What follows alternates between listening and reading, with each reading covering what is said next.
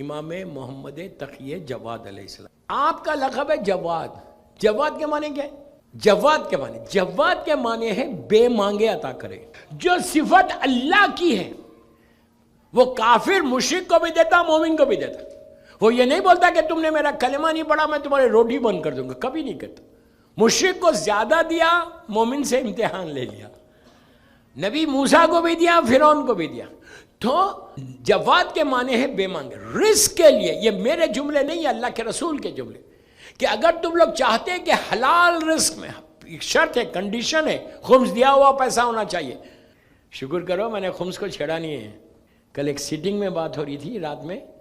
بس حلال رزق ہوگا.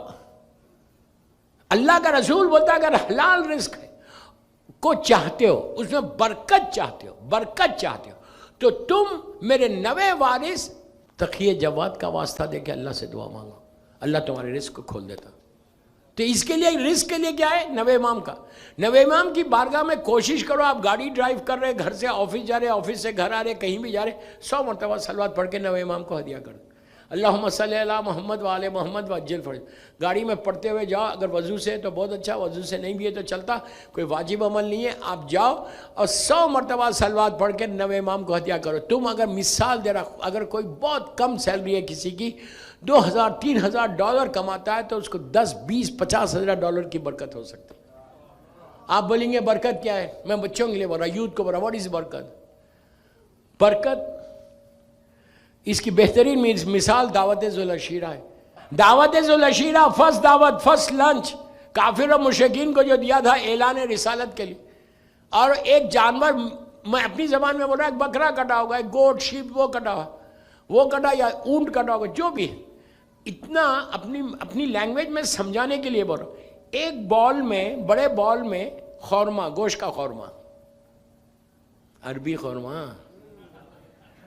اور 10-12-20-25 روٹیاں، بریڈ روٹی، آپ سمجھتے، کپڑا پڑا ہوا ہے اس خورمے کے بال پہ، کپڑا پڑا ہوا ہے. اور 150 کے قریب، 150 کے قریب مکے کے ظالمین، ابو جہل، ابو لہب، عتبہ، ولید، خالد، ابو سفیان، یہ سارے کے سارے ظالم سردار. اور یہ لوگ کیسا کھانے والے؟ 2 ہاتھوں سے، 1 ہاتھ سے نہیں. ارے یار کیا سن لیا نہیں، یہ 2 ہاتھوں سے کھانے والے.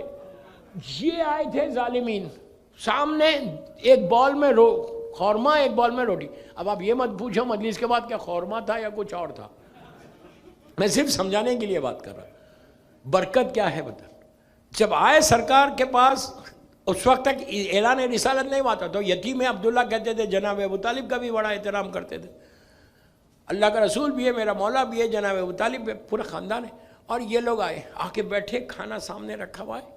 تو ابو جہل کا تاریخ کا جملہ ہے، ابو جہل نے کہا ابو طالب اتنے لوگوں کو بلایا اور اتنا سا کھانا کس کے منہ میں جائے گا؟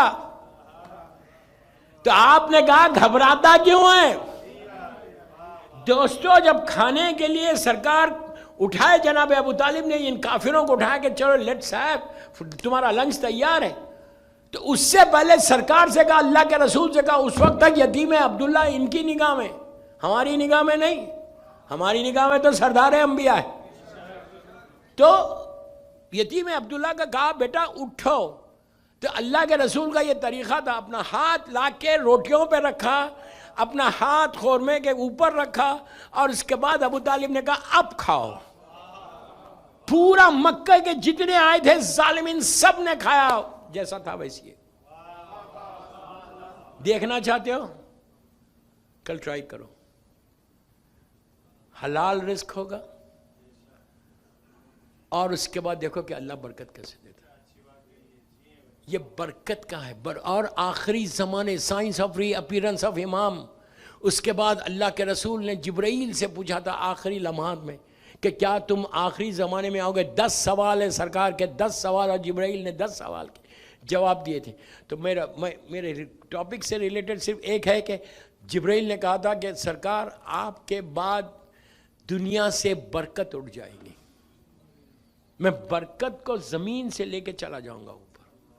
پھر برکت $1,00,000 بھی کماؤ گے تو 1 مہینے میں ختم ہو جائیں گے. اسی لیے کہا رزق حلال ہوگا. کبھی یہ پرابلم نہیں آئے گا. میں چھیڑتا نہیں.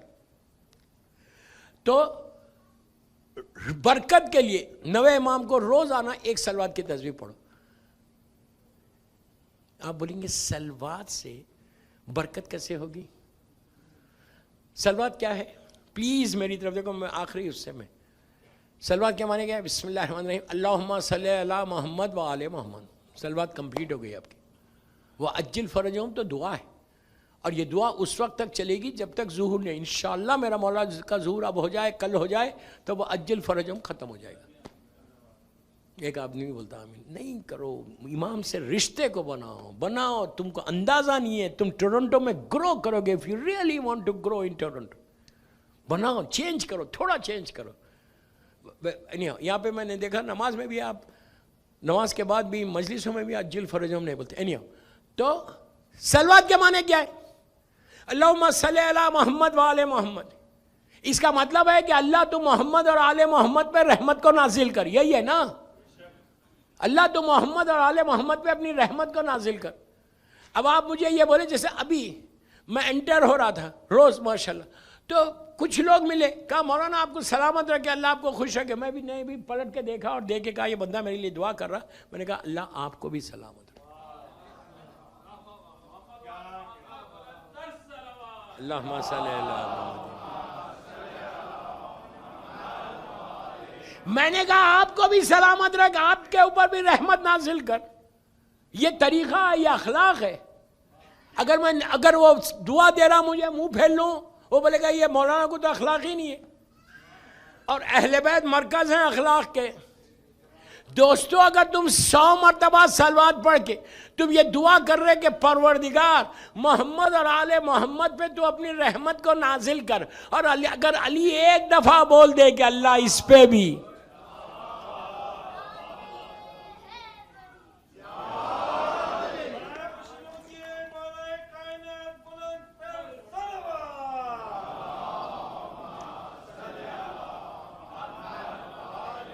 مولا بول دے ایک دفعہ تو 100% رحمت ہے. تو 100 مرتبہ تم بول رہے میرا مولا مثال کی طور پہ ایک دفعہ بول رہا. آپ امیجن کر سکتے کہ 100 سلوات 5 منٹ میں ہو رہی. 5 منٹ میں گارنٹی علی کی دعا تمہارے ساتھ ہے. میں کیا بول رہا یار؟ میرے اعمال ایسے نہیں ہے کہ مولا مجھے دعا دے، لیکن سلوات ایک ایسی عبادت ہے کہ نماز کی قبولیت سلوات، دعاؤں کی قبولیت سلوات.